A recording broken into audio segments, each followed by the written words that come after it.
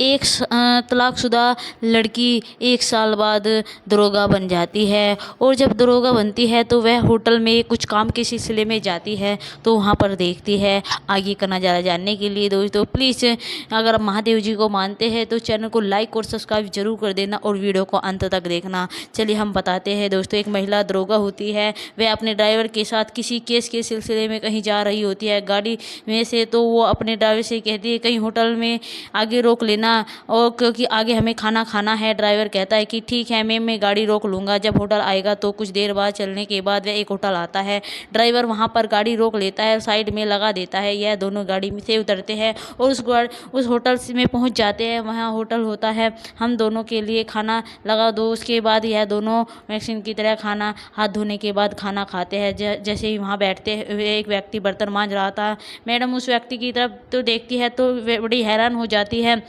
उसको देख के पैरों तले की ज़मीन खिसक जाती है। जब ये व्यक्ति भी मैडम की तरफ देखता है तो वह शर्म के मारे अपनी गर्दन नीचे झुका लेता है। मैडम को उसको देखकर उसकी आंखों में आंसू टपक रहे थे और वह फुट फुट कर रो रहा था। आखिर दोस्तों इन दोनों का रिश्ता क्या होता है? मैडम उसको देखकर रोने क्यों लगती है और वह व्यक्ति कौन है जो बर्तन मांज रहा था? आखिर मामला पूरा क्या है दोस्तों? जब इस कहानी के अंत तक जाएंगे तो आपके भी आंसू आ जाएंगे दोस्तों। यह कहानी जो है बड़ी ही दर्द भरी कहानी है, इसलिए इस कहानी को से आपको बहुत कुछ सीखने को मिलेगा। तो आप अंत तक बने रहिए और मेरे आप चैनल पर लाइक और सब्सक्राइब जरूर कर दीजिएगा दोस्तों और प्यारा सा कमेंट भी जरूर कर दीजिए। चले हम बताते हैं। यह कहानी एक महाराष्ट्र की है जहाँ पर ये लोग रहा करते थे और अपने आप में दोनों की शादी हो चुकी थी। चलिए आगे की कहानी। हम इस तरह एक पंत परिवार रहता था। परिवार के मुखिया का नाम सनातन था और अपनी गुजर बसर कर रहे थे और उसकी पत्नी थी। उनके दोनों की शादी 4 साल पहले ही हुई थी। इन दोनों का कोई बच्चा नहीं था।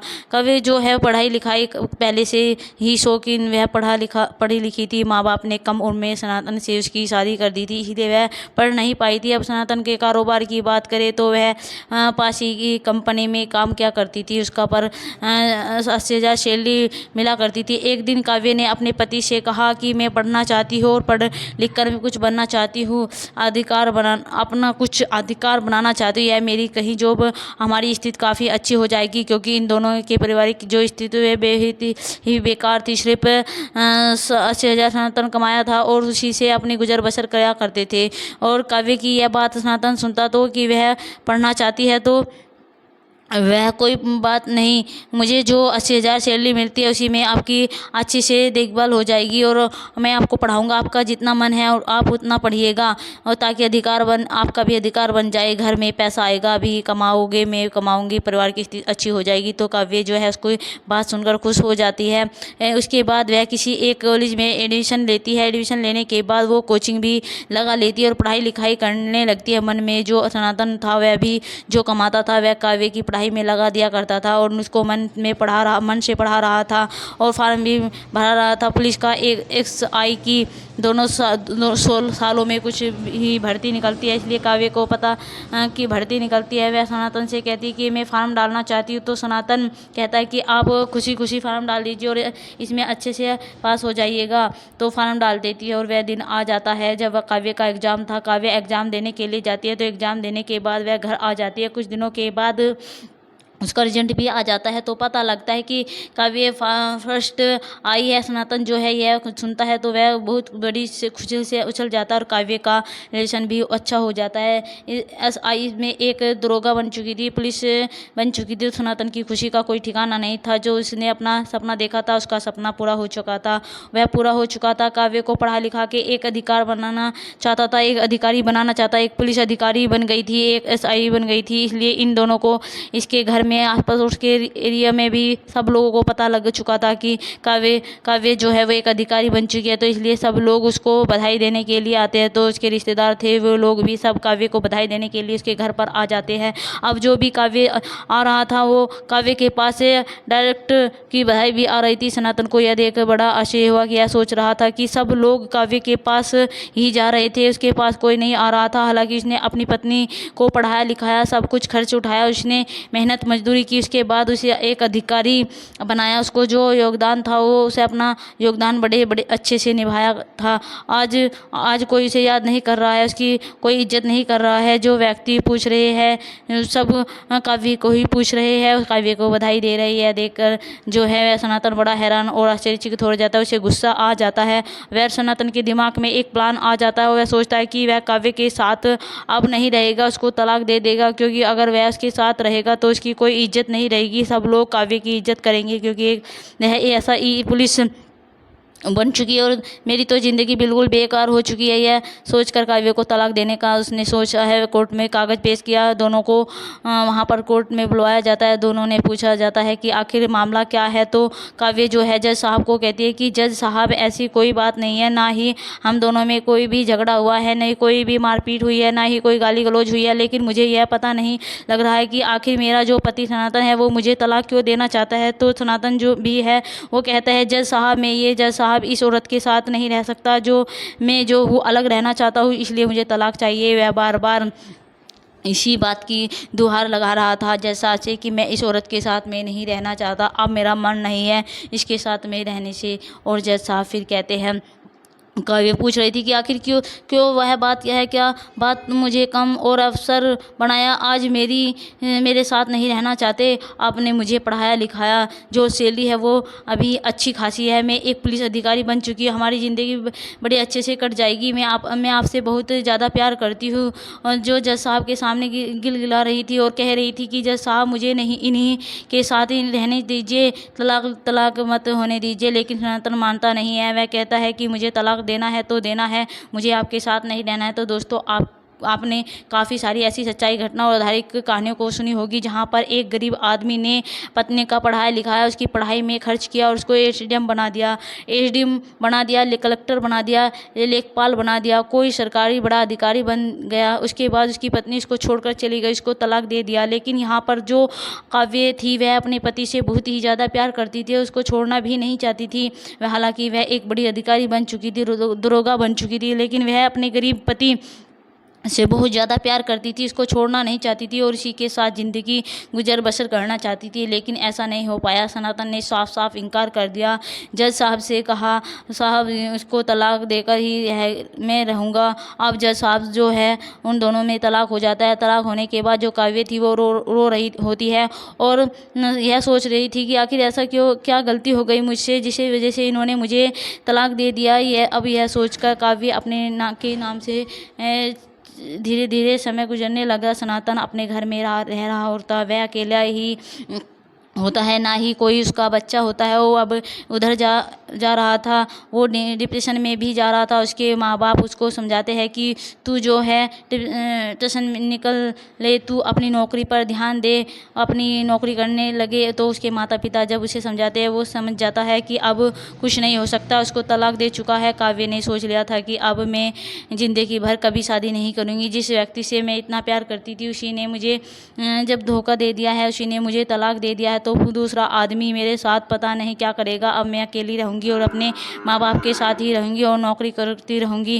वह बिल्कुल डिप्रेशन के साथ मिलकर बड़ा अच्छा काम कर रही थी, ड्राइवर के साथ जा रही थी और बड़े ही अच्छे तरीके से अपना फ़र्ज निभा रहे थे। कहीं किसी केस के सिलसिले में वो वहाँ कहती है कि किसी होटल में रुक जाते हैं, भूख लग रही है, खाना खाकर आगे चलेंगे। तो ड्राइवर कहता है कि ठीक है मैडम, गाड़ी रोक लेगा। तो एक होटल आता है, वहाँ पर यह लोग गाड़ी रोक लेते हैं और काव्य अगर होटल में जाती है, वेटर से कहती है कि खाना आप ले लीजिए, हाथ धोना है। जब वॉशरूम में जाती है तो वहाँ पर देखती है कि एक व्यक्ति बर्तन मांज रहा था। वह व्यक्ति कोई और नहीं बल्कि उस काव्य का पति होता है जो बर्तन मांज रहा था। उसकी तरफ देखती है तो वह बड़ी हैरान हो जाती है, तो परेशान हो जाती है, उसके पैरों तले की ज़मीन खिसक जाती है, वो रोने लगती है, उसकी आंखों में आंसू टपकने लगते हैं।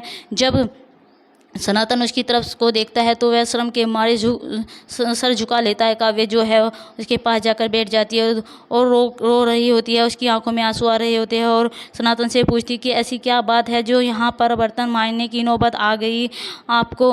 आप तो बड़ी अच्छी कंपनी में काम करते थे, आपकी तो सैलरी भी 80,000 थी, आप तो अकेले आदमी हो, आपकी तो गुजर बसर बड़े अच्छे से हो सकती है, लेकिन ऐसा क्या हुआ आपके साथ कि आप इस होटल में बर्तन मांजने लगे। तो सनातन जो है वह रोने लगता है वह, और रोते हुए कहता है कि मेरी मजबूरी आप ना सुनो तो ही अच्छा रहेगा। लेकिन काव्य मानती नहीं है। वह कहती है कि मैं आपको पहले भी बहुत ज़्यादा प्यार करती थी और आज भी आपको उतना ही प्यार करती हूँ। आपके अब जब आपने मुझे तलाक दिया उसके बाद 1 महीने बाद लेकिन फिर मेरे माँ बाप ने मुझे संभाला, उन्होंने मुझे हौसला दिया। उसके बाद मैंने नौकरी करना शुरू किया। लेकिन जितना प्यार आपके लिए मेरे दिल में उस समय था आज भी उतना ही है।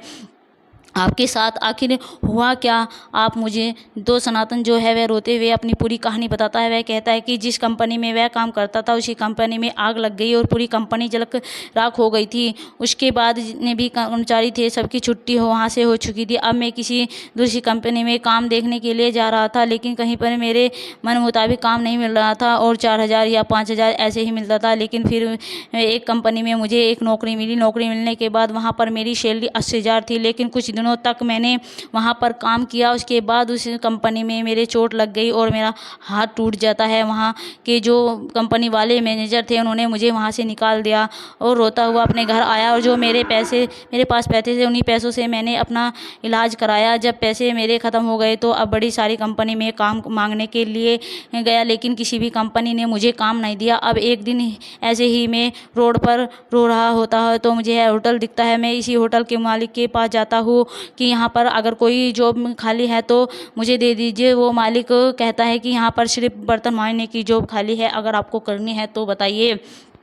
इसलिए वह कहता है अगर आप बर्तन मांज सकते हो तो बर्तन मांजनी ज़िंदगी कट ही जाएगी। इसलिए वह बर्तन यहाँ पर बर्तन मांजने के लिए काम में लग जाता हूँ और तब से ही बर्तन मांज रहा होता हूँ। तब काव्य उसकी यह बात सुनकर रोने लगती है और सनातन से कहती है कि आखिर मुझे एक बात और बता दीजिए कि तुमने मुझे तलाक क्यों दिया, क्या वजह थी, यह तलाक देने का मकसद क्या था। तो सनातन वह कहता है कि जब आपकी नौकरी लगी थी, जब आप एक अधिकारी बन गई थी तो सब लोग आपको बधाई दे रहे थे, मुझे कोई बधाई नहीं दे रहा था और नहीं कोई मेरी इज्जत कर रहा था। आखिर ऐसा मैंने आपको अकेला महसूस कर रहा था, सब लोग आपकी ही इज्जत कर रहे थे, उस घर में कोई मेरी इज्जत नहीं कर रहा था। जैसे पहला था वैसे ही रहूँगा। जो काव्या की यह बात सुनती है तो वह कहती है कि कम से कम तुम मुझे तो बता देते सही, आखिरकार मैं ये नौकरी भी छोड़ देती। अगर लोग आपकी इज्जत नहीं करते तो कोई बात नहीं थी, मैं यह नौकरी छोड़कर आपके साथ साधारण सी ज़िंदगी जीने लगती। लेकिन कम से कम मुझे आप यह बात बताते तो सही, जितना सुख मुझे उतना दुख आज तक कहीं नहीं मिला है। मैं आपके साथ ज़िंदगी गुजारना चाहती हूँ, आपको बहुत प्यार करती हूँ। तो जब सनातन उसकी यह पूरी बात सुनता है तो वह बड़ा शर्मिंदा होता है, काव्य से माफ़ी मांगने लगता है और कहता है कि तुम मुझे माफ़ कर दो, मुझे जो भूल हुई है वो मेरी ज़िंदगी की सबसे बड़ी भूल थी। आपको छोड़कर मैं नहीं जाना चाहता था कि मेरे दिया जहाँ पर भी आज मैं किसी के काबिल, मुझे उस मोड़ पर लाकर ज़िंदगी ने खड़ा कर दिया है। आज मैं कुछ नहीं कर सकता। एक मोहताज जो काव्य कहते हैं कि चलो मेरे साथ चलो, तुम हमारे घर चलो, मैं आपके साथ हम दोनों साथ में गुजर बसर करेंगे, आपके साथ दोबारा शादी करना चाहती हूँ। लेकिन जो हिसाब से ही वह सब किया, मैं इसको सब भूल जाऊंगी। वह दोस्तों चलता है कि जो उसकी सोच थी वह उस सोच को अगर बदलता तो कहीं ना कहीं अपनी पत्नी के साथ अच्छे से रह रहे होता है। यहाँ तक कि नौबत आती है कि नौकरी अपनी सोच को ऐसा बदला ही नहीं जाता। उसने सोचा कि लोग उसकी इज्जत करेंगे, इस वजह से उसके काव्य के तलाक दे दिया। बाकी अब काव्य उसको अपने माँ बाप घर मायके लेकर आ चुकी थी और अपने माँ बाप से सब बात कर चुकी थी और उसी के साथ ज़िंदगी गुजर बसर करना चाहती थी। अब पंडित को बुलाकर एक मंदिर में जाकर उन दोनों की शादी दोबारा करा दी जाती है और काव्य जो है वह अपने घर अपने जो है हस्बैंड के घर, अपने पति के घर चली जाती है और वहीं पर अपनी ज़िंदगी बसर करने लगती है। उसकी जो ज़िले में लगी हुई जो जॉब थी वह काव्य अपनी जॉब पर जाती, ड्यूटी पर जाती और शाम को घर वापस आ जाती। इस समय इसी तरीके से उनकी ज़िंदगी बड़े अच्छे से कट रही थी। अब अच्छे से गुजर हो रही थी, किसी तरह की कोई दिक्कत परेशानी नहीं थी। बाकी दोस्त इस वीडियो को इस कहानी से आपको कैसा लगा हमें कमेंट में ज़रूर बताइएगा। अगर आपको यह कहानी अच्छी लगी है तो दोस्तों प्लीज़ चैनल को लाइक और सब्सक्राइब ज़रूर कर दिएगा। थैंक यू दोस्तों, बाय बाय।